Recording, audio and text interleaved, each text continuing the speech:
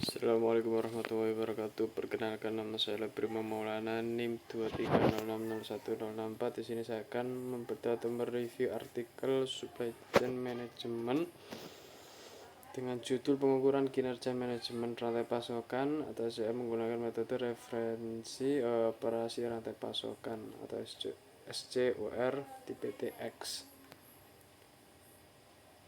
Yang pertama ini tantangan logistik dan masalah utama. Ini yang pertama tentunya tantangan masalah utamanya itu ketidakpastian rantai pasok, resiko eksternal, fluktuasi pasokan,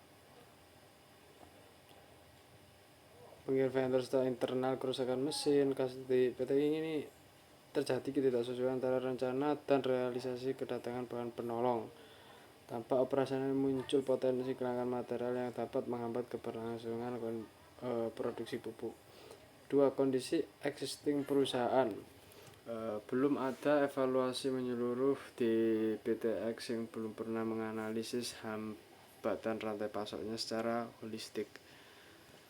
Yang ketiga, solusi yang diajukan. Ini metode ada 3 metode SCOR, terus metode AHP dengan tujuan akhir ini merumuskan usulan perbaikan yang konkret demi mendongkrak efisiensi SCM pada PTX menuju kategori excellent lebih dari 90. Nah, ini ada metodologinya nih. Yang pertama adalah SCOR, terus formulasi KPI, lalu pembobotan AHP.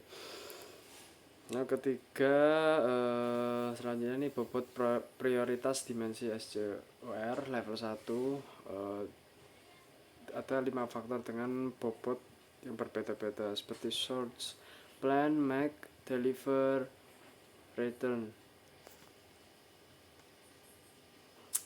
Lalu lanjut pemetaan 15 key performance indicator dengan 5 dimensi. Ini yang pertama plan, ini akurasi perencanaan bahan penolong, terus perencanaan produksi, siklus waktu, terus permintaan.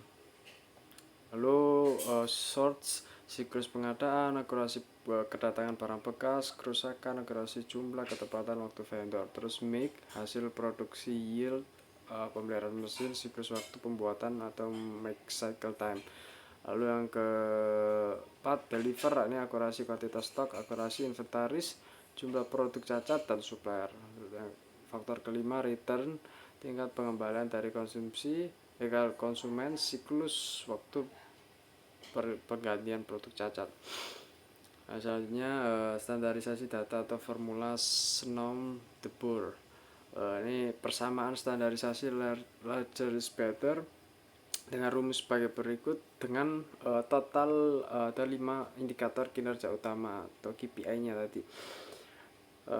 Perencanaan bahan anti-tagging liquid dengan nilai aktual 87% dengan SNOM hasil akhir 87%. Terus yang kedua cycle time, terus yang ketiga ketepatan waktu pengirim vendor, terus hasil produksi yield, yang kelima akurasi kuantitas bahan pendorong. Hasil penilaian akhir berdasarkan agregasi seluruh pembuatan AHP dan skor normalisasi SNOM de Boer, kinerja SMPTX mencapai nilai akhir 86,872. Sesuai indikator monitoring sistem performa PTX berada pada rentang 7 atau 90, kategori baik lah. Terus ada identifikasi 7 KPI kritis di bawah rata-rata. Ini ada perencanaan bahan anti-tagging SNOM 87, terus siklus permintaan yang masih di angka 77, ketepatan pengiriman yang masih di angka 68, terus hasil produksi di angka 83, pemeliharaan mesin maintenance di angka 77, lalu make cycle time di angka 79, akurasi kuantitas bahan penolong masih di angka 87. Terus ada 4 solusi ya. Yang pertama solusi proses perencanaan sebagai berikut: menyusun notifikasi dini apabila terjadi perubahan target manufaktur. Terus kedua proses pengadaan, siklus permintaan vendor, melakukan standarisasi batas waktu dengan ada lead time pengadaan bersama, memantau milestone pengiriman vendor secara berkala.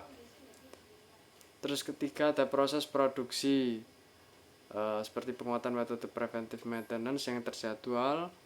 terus sistem early ordering untuk pengadaan suku cadang, lalu proses keempat dengan proses penyimpanan melakukan joint reconciliation rutin mingguan antara perencana produksi dan perencana pengadaan.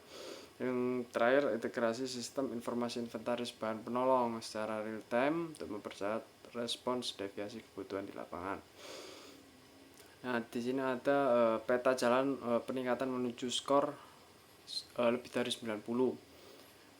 Dan di sini terdapat daftar pustaka yang kami tampilkan, dan sekian, terima kasih. Wassalamualaikum warahmatullahi wabarakatuh.